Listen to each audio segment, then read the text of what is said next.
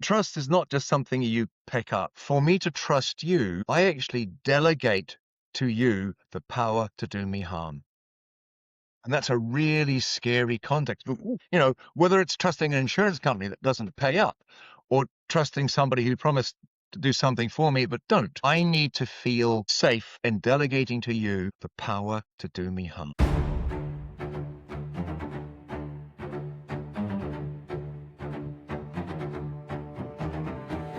Hey, what's up, everyone, and welcome to the Fireside podcast. I'm your host, Chris Turkington, and before we jump into it today, another shout out to our mates at Dark Horse Coffee. Thanks very much for supporting the show. We really appreciate it. Today on the show, we've got Jerry Beale.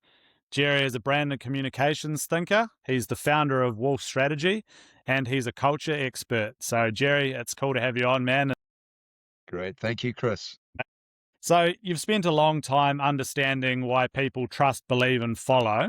What's the biggest lesson that you see that leaders get wrong? I'd have to say it's a mixture of listening and self-awareness, being able to take the time to absorb the signals that are coming from the people that I am here to influence and lead, as opposed to jumping in with some kind of prearranged agenda or outcome. And I think going way back to my peculiar childhood, any human being who has a good understanding of who they really are tends to have the ability to touch people in deeper and more genuine ways. Signals. What do you mean by signals, man? Walking into a room, looking at the body language and the eye contact, how does it feel?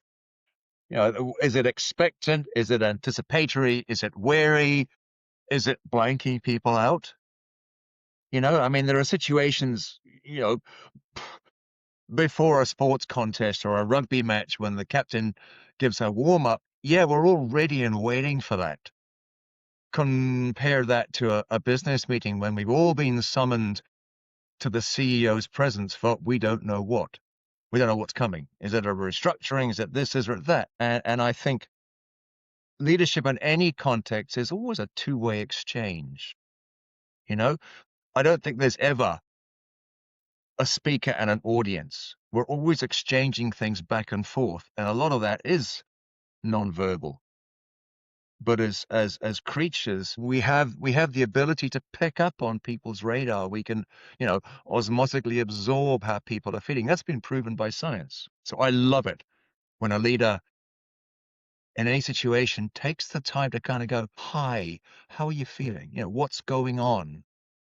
And perhaps digs a bit deeper into that before they start to project an agenda. So I'm super curious straight away. How would you go about doing that? So let's say you're the leader, Jerry, and you walk into a room and you're getting that feel that not hostile per se, but you're like, okay, maybe this audience isn't receptive or they're not ready to receive or whatever it might be.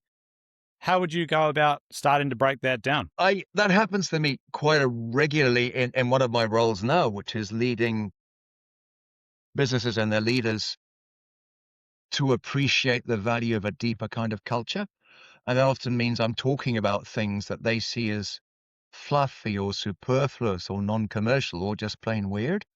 So I've got a couple of techniques. One of them is not to say anything for a while, just to go in there and, let them see me. And and it's amazing what silence does to a culture that's used to filling the spaces with words. Another technique I'll do is I'll ask a question or do something different to throw them off kilter, ask them something completely different. I have a set of questions which came from a mentor of mine called Mac McCartney that are very, very good at doing that. We're talking about business or culture, for example, but I'll ask somebody, what do you deeply, profoundly love? And that's big, Yeah, it's a and deep question. Yeah. following that, what are your deepest, most profound gifts, which can get them thinking about themselves a bit? And the third question is, what are your deepest, most profound responsibilities?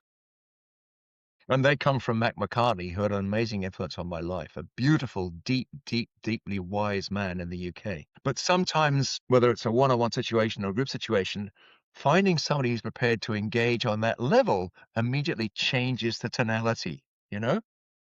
And Okay.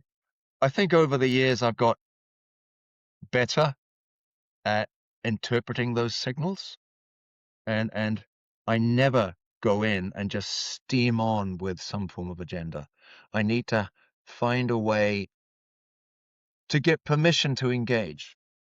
Yeah, I'm really curious around that as because that could be viewed as like you've said, and you see a lot of it out there, very fluffy, touchy-feely type approach.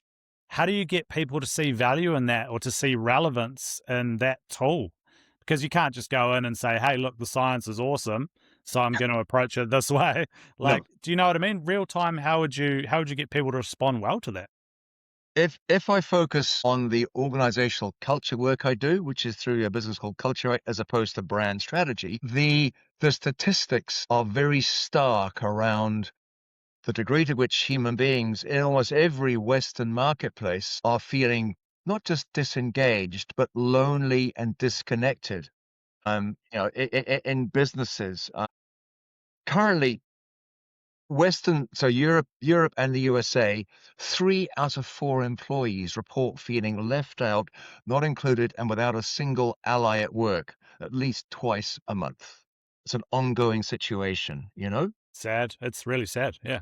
In this country, depending which survey you look at, between 45 and 60% of New Zealanders say they feel consistently anxious day after day. And that's, the global condition. It's what's happening to the environment, global conflicts, cost of living, the social division and toxicity. It's really affecting people. So there is a commercial benefit in addressing these, because at a time when businesses need to be more resilient than ever because of the uncertainties, a large part of their workforce is in emotional withdrawal. So they're coming to work with a shadow. They're avoiding interacting. They're not talking much about themselves. They're avoiding thinking about the future. And their cognitive bandwidth is narrowed quite dramatically to doing perhaps 1 or 1.5 tasks, not very well. And at the same time, the incidence of mistakes and more worryingly, safety incidents is going up. Yeah. I can imagine there's some leaders sitting here right now listening to this doing the old shit. Jerry's just described my workplace or my organization or whatever it might be.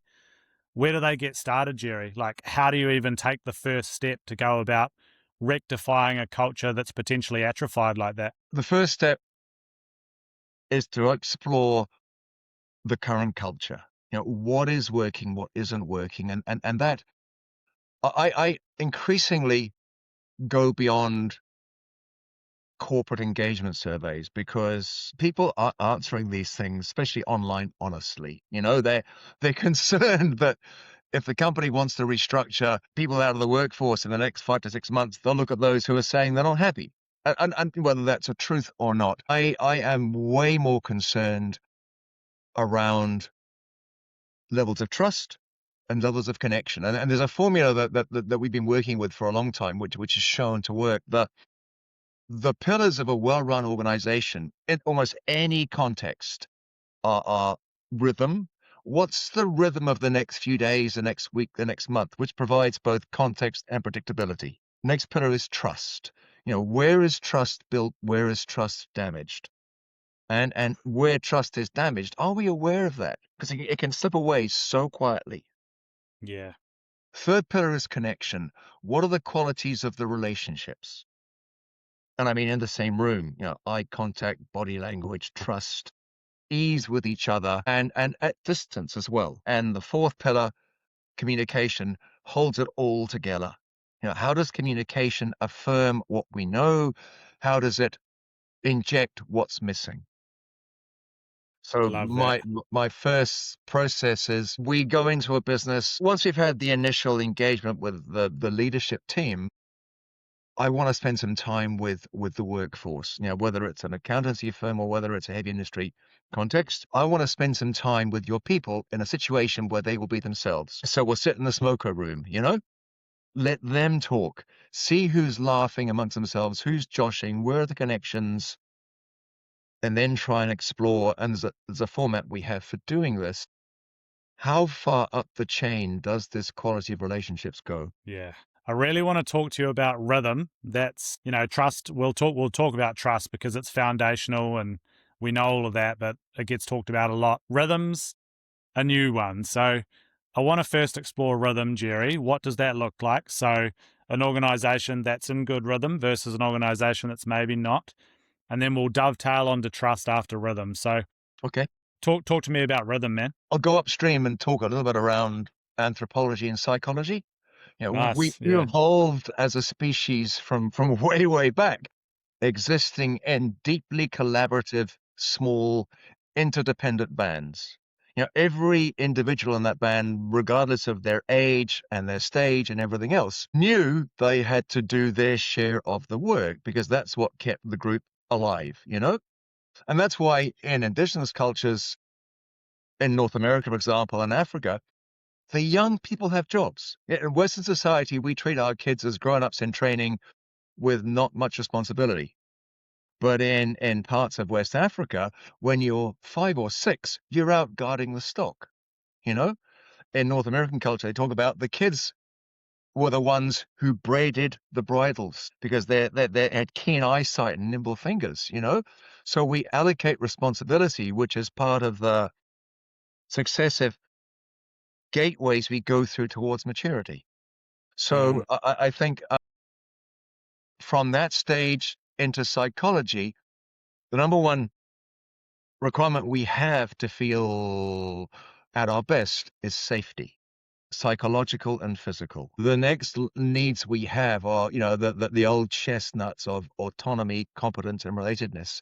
Am I good at being whoever, whatever I am? And that tends to sort of embed between the ages of 40 and do I get signals from those around me, whether it's parents, whānau, school, peers? I'm actually quite good at being what I am. And where do I get feedback that says what I'm doing fulfills something beyond myself? Rhythm, a well-applied rhythm, whether it's, for example, in a military context, this is the shape of the mission, or in a work context, this is how our days, weeks, months go with work in progress meetings, reporting meetings, reviews, and everything else.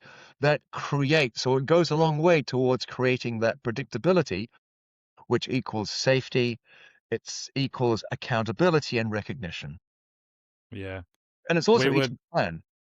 As a yeah. leader, I can plan my deliverables higher up, etc., and my KPIs according to that rhythm. And I work with business leaders around it's not just the commercials. You need to understand who are your core relationships. Every leader needs to know when to ask for help, what help I need, and who to ask for it.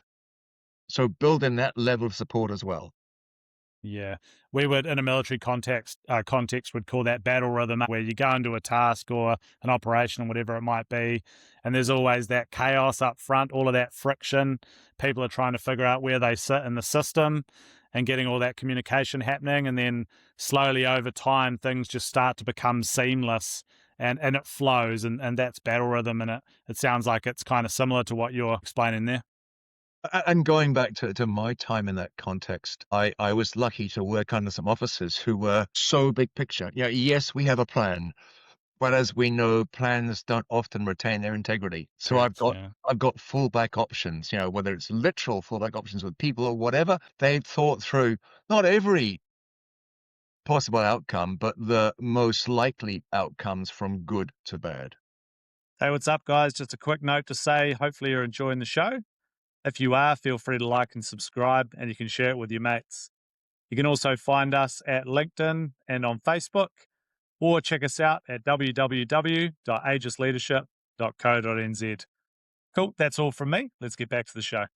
And the reason for doing that wasn't just mission success, it was safety. None of us wants to come back without the full team.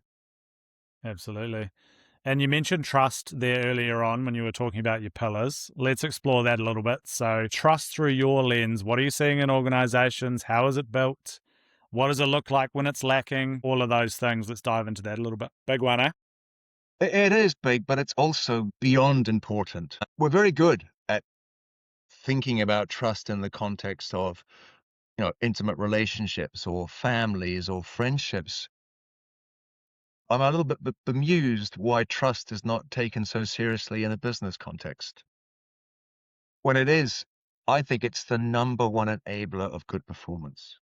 Yeah, But I'd agree. trust, again, trust is not just something you pick up. Excuse me. For me to trust you, I actually delegate to you the power to do me harm. And that's a really scary context. Oh, really? Yes. Whether it's trusting an insurance company that doesn't pay up or trusting somebody who promised to do something for me but don't. I need to feel safe in delegating to you the power to do me harm. And taken on those really bold terms, I think, is the only way to appreciate the value and depth of trust. And trust is created in so many subtle, almost invisible ways, as well as overt actions, And so we talk a lot around the quality of interpersonal connection and things like eye contact, trigger the mirror neurons effect, not having your phone beside you, looking at it, etc., giving somebody your attention.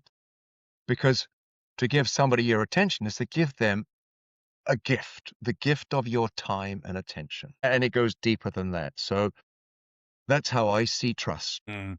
And then working with an organization or a team or whatever it might be, Jerry, how does it become apparent to you that trust is an issue? So we had James Jensen on the show a few times. He's an ex-SASR guy from Australia, good friend of the show. And he always talks about like silence and the absence of communication and stuff. You might be in a room with everybody and on the surface, it all seems 100% cordial, right? Everyone's getting along, but there's an absolute absence of conflict. And for him, he says that's a real red flag. What are you seeing out there, or what have you seen? Excuse me. Very similar. Again, I think interpreting body language and signals, what's said, what's not said. Where do people feel safe in challenging? One of the things I think, particularly in this country, which is important now, is we've got a very multi-ethnic society here.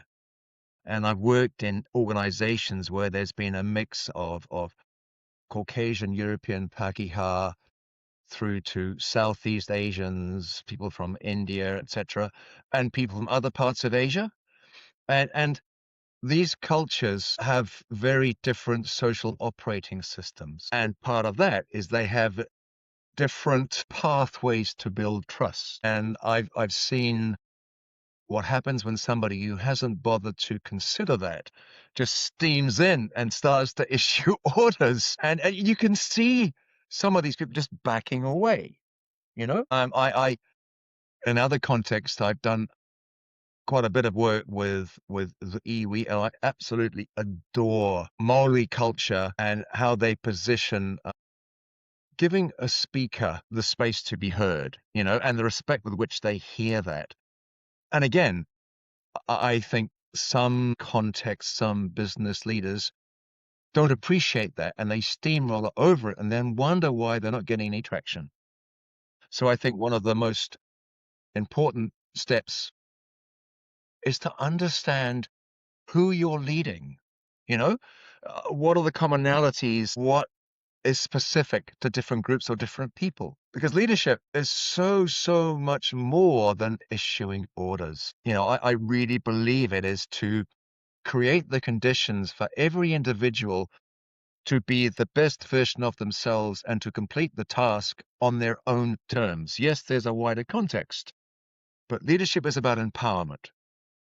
And I do like what Napoleon is supposed to have said, that leaders are dealers in hope. What does that really mean?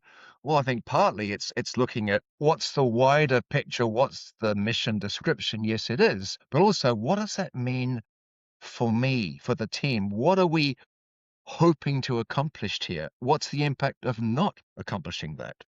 So it's a deeply human understanding. Yeah. And I think as well, like autocratic leadership or issuing orders or whatever you want to call it, it has its time, right? It has its time and place. Being directive has its time and place. Maybe something's time critical, it's safety critical. We haven't Yes. got enough time to collaborate for whatever reason that might be. hey, look, I need you to go and do X, Y, and Z. We can talk about the why afterwards, but for right now, we need to get it done.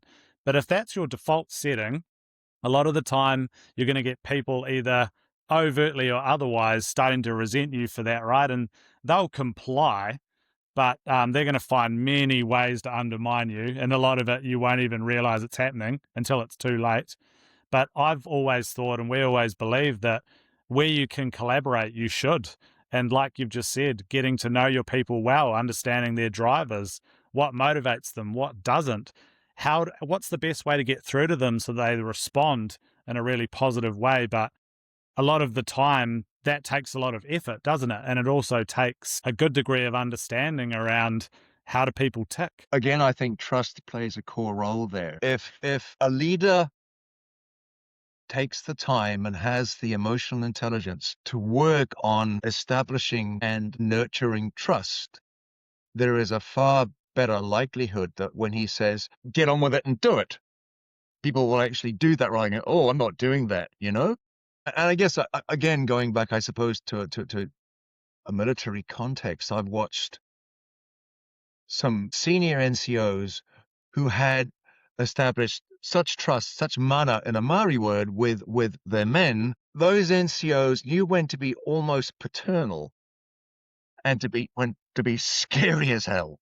And that was okay, because we all understood that was needed, and the essential trust had been created. Absolutely. And we talk about it a lot, and it's more complex than this, but we dial it back to a few things that people are thinking about as far as if you want to engender trust with people. You spoke about pillars before, but essentially competence. Are you good at what you do? Because if you're not good at what you do, very, very hard to build trust with people. Predictability.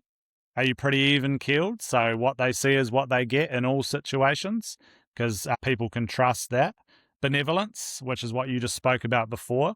Do you generally care about others?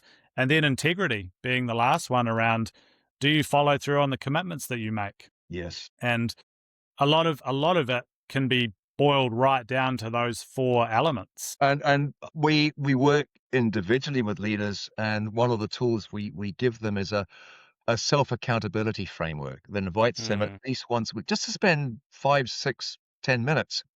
And the first pillar really is, am I honoring the agreements I make with myself? The second is, am I honoring the agreements I make with other people?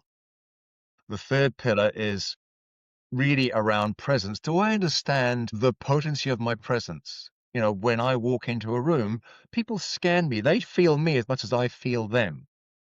And without being disingenuous, I can choose to be quiet and patient and silent, or I can walk in and immediately command their attention. Just being aware of, from my basic personality, what do I have to work with here? And the last pillar is about my resilience. Am I taking the right care of my resilience? Because workaholism, perfectionism, people who beast themselves to the point when they think working until midnight 5 times a week is a good model. No, it's not a good model. Yeah. And particularly when, younger workers today are outwardly rejecting that approach. Yeah. And a lot of the people we're speaking with, particularly on this podcast, and the people we're working alongside, true high performance lens around prepare, execute, and recover. And Carsten Grimm, who's a good friend of ours, he's a clinical psychologist. Yeah. He says most problems are recovery problems. And that's right, because Absolutely. we're surrounded by hustle culture and having it forced down our throat on social media. But if we're not machines, if we don't give our bodies enough time to regenerate and recover and adapt and supercompensate, you're going to run out of road real fast with that strategy. Well, particularly in the current time, when people are already feeling anxious, nervous, and hyperarousal, that has the capacity to disrupt sleep, disrupt digestion, elevate blood pressure, etc. We're not in a good shape anyway right now. And recovery is interesting. We also do some work with some leaders around what I call deepening leadership with an eldership lens. So, looking at the principles of indigenous leadership, which our society has pretty much erased. In indigenous cultures, they're very good normally at marking the different life stages with some form of semi-formal ceremony or rite of passage, right through from, from infant to child to teen to young adult, right the way through to where a person is being prepared to take on the mantle of leadership through eldership. Those ceremonies are never for the individual. I think there's this misconception in the West that, a rite of passage is for me, aren't I lucky? No, it's not. It is to prepare you to fulfill your next chapter of responsibility to the clan, the community, or whatever it is, So if it's the right context and we're invited, it's like, well, there's a whole new layer here around how I lead, not just for the next 6 months, but for the next 6 years. Who I'm responsible for, not just you and the board, but your families, our community, our suppliers, the planet, etc., etc. And one of the pillars we explore is, I call it deepening by diminishment. Nature has ups and downs. There are good harvests, there are bad harvests, there are cold winters, there are warmer winters. We, in our Western capitalist view, expect, positive growth all the time. And if a bad month or a bad quarter, sometimes we panic and we fly into rescue mode. Providing the business is at least secure, we talk about, well, how do you maintain your rhythms? How do you maintain your team closeness and actually accept the fact we're in a bit of a downturn? We can still flourish in a downturn. We haven't got a knee-jerk into a panic reaction, which is really interesting, and it flies in the face of a lot of, conventional business culture. You've always got to be winning. You can't Yeah. always be winning. It's against the laws of nature. Well, the very best teams of all time, the very best athletes of all time, they all lose eventually, right? Like that's just how life works. Yep. Plants out in nature, they Yep. sit on the vine and thrive for a period of time and then they die. And that's a necessary requirement of the cycle, isn't it? Yeah. But again, it's, I love that part of the process when we get there, because it's, oh, I haven't heard of that before, and how do I understand it? And then how do I on-sell it to those around me who have that other perspective? But that is part of I guess, a different view of maturity. And it's maturity very much based on what I see and how I bring myself to lead in that context, not how I've been taught or told to lead, That's It's a, interesting. Like that eldership principles and how that's been almost forgotten in modern leadership culture and modern business culture. Not something I've spent a lot of time thinking about, and my knowledge is essentially zero, but you've piqued my curiosity there for sure. I want to park that up for now and talk about influence a little bit. I know you've got some thoughts on that. What is influence? Why is it important in leadership? And what are you seeing as far as influence goes? How do we go about attaining it? we'll start with the first part of the question first, influence, which I prefer to think of as impact. How do I capture somebody's attention is the first question.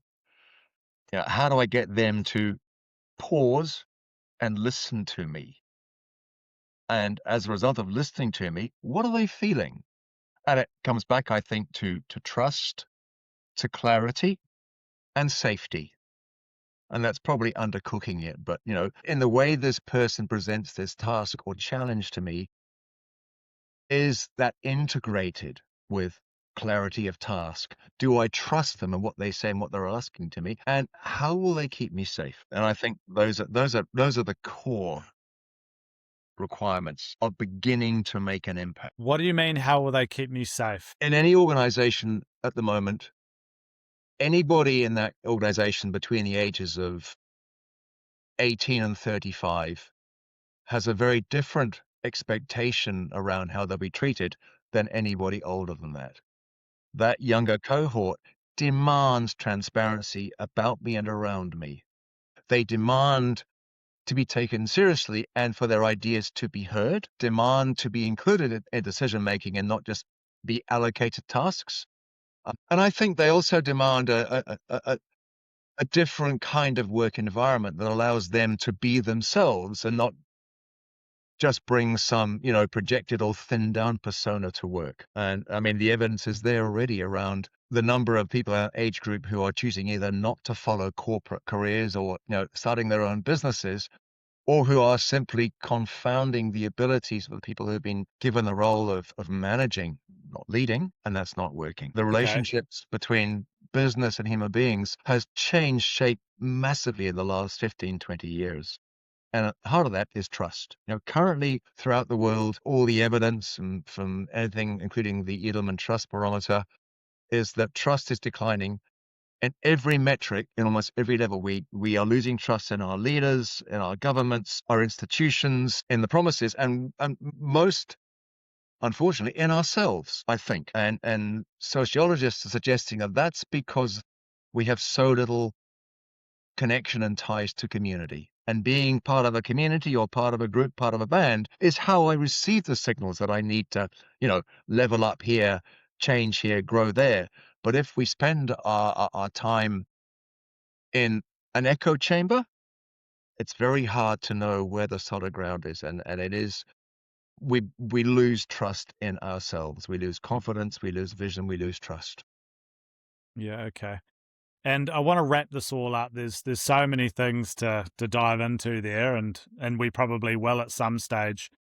But what's the message then to leaders, whatever it might be? They're in organizations, they're like, shit, we've lost our way here. What Jerry's saying is resonating. I think we've potentially got trust issues, or, we don't understand the generations that are working within our organization very well, or whatever it might be. Where should they start? Leadership is always a service role, but it's always in service to something more than, the bottom line or shareholder return or mission objective. It's in service to the people in your care.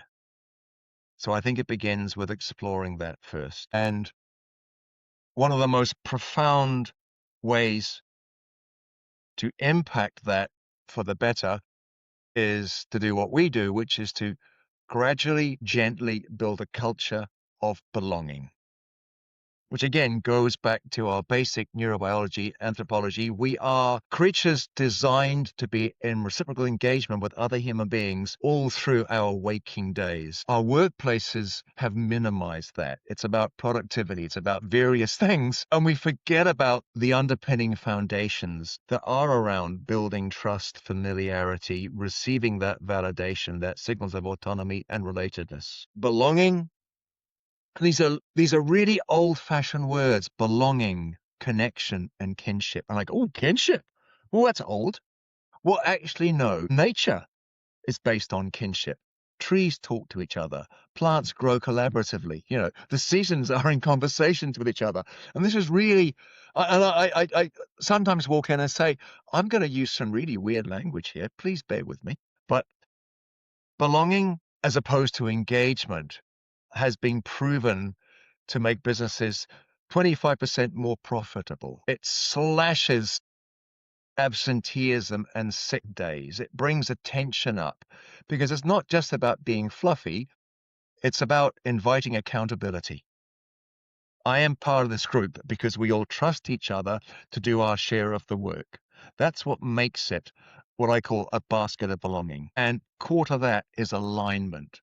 And, we work with a process, and what I call the workers' tribe framework. It starts with understanding, where are we aligned? What do we do together that brings us here, that we care about? That's not bottom line. It's something bigger than that. Then we work on, because if we're aligned, what does kinship look like? Kinship doesn't mean I can't disagree with your politics or other things, but it means that I've got your back, you've got my back. We start to build that beautiful scaffold of trust. And that applies hierarchically and it applies laterally.